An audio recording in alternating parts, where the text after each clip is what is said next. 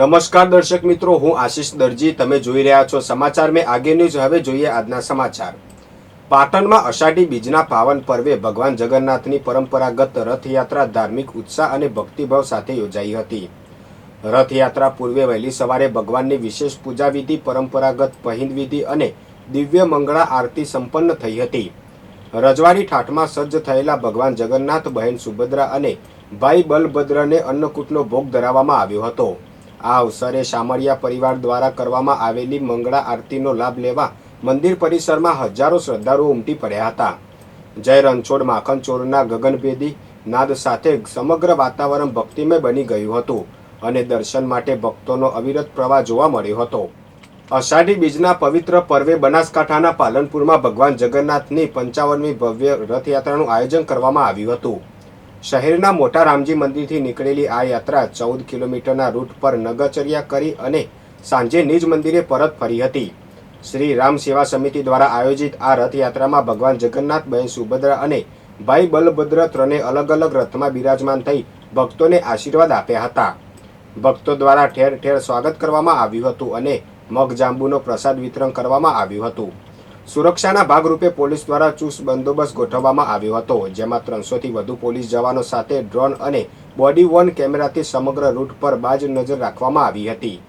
ગુજરાતમાં ચાંદીપુરા વાયરસના વધતા જોખમને જોતા આરોગ્ય વિભાગ દ્વારા કડી તાલુકાના શેદરડી ગામે યુદ્ધના ધોરણે અટકાયતી પગલાં લેવામાં આવ્યા છે. વાયરસના ફેલાવાને રોકવા માટે આરોગ્યની ટીમે ગામના કાચા મકાનો, પશુઓના કોઢાર અને જીવાતોના સંભવિત પ્રજનન સ્થળોએ જંતુનાશક દવાનો સઘન છંટકાવ કર્યો હતો. આ અભિયાન સાથે ગ્રામજનોને જાગૃત કરતા આરોગ્ય કર્મચારીઓએ સ્વચ્છતા જાળવવા, બાળકોને આખી બાયના કપડાં પહેરાવવા અને રાત્રે મચ્છરદાનીનો ઉપયોગ કરવા તાકીદ કરી હતી. સાથે જ બાળકોમાં તાવ, ઉલટી કે ખેંચ જેવા લક્ષણો જણાય તો વિલંબ કર્યા વગર નજીકના સરકારી આરોગ્ય કેન્દ્રમાં સંપર્ક કરવા સૂચના આપવામાં આવી છે. સ્થાનિકોના સહકાર સાથે આ ઝુંબેશ સફળતાપૂર્વક પૂર્ણ કરવામાં આવી હતી. રેલવે વિભાગ દ્વારા ડભોડા પાસે પાઇપલાઇન શિફ્ટિંગની કામગીરી હાથ ધરવામાં આવનાર હોવાથી ખેરાલુ શહેર અને આસપાસના વિસ્તારોમાં દરરોજ યોજનાનું પાણી વિતરણ 17 જુલાઈથી 19 જુલાઈ સુધી બંધ રહેશે. નગરપાલિકાના જણાવ્યા અનુસાર વાવથી વડનગર જતી 1000 mm વ્યાસની MS પાઇપલાઇનને ખસેડવાની કામગીરીને કારણે પાણી પુરવઠામાં વિક્ષેપ પડશે.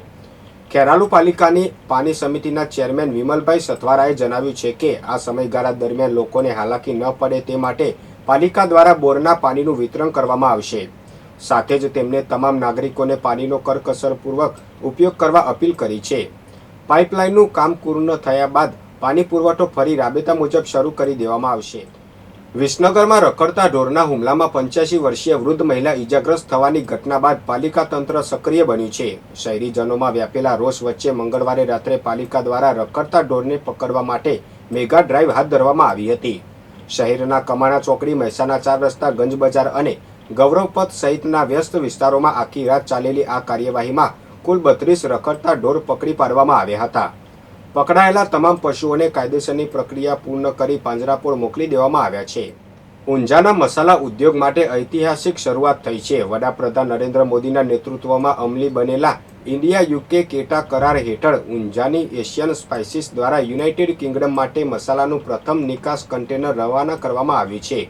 આ પ્રસંગે સ્પાઇસીસ બોર્ડ ઓફ ઇન્ડિયાના ચેરમેન સંગીતાબેન વિશ્વનાથજી અને ઊંઝા APMCના ચેરમેન દિનેશભાઈ પટેલ સહિતના મહાનુભાવોની ઉપસ્થિતિમાં કન્ટેનરને લીલી ઝંડી આપી રવાના કરવામાં આવ્યું હતું.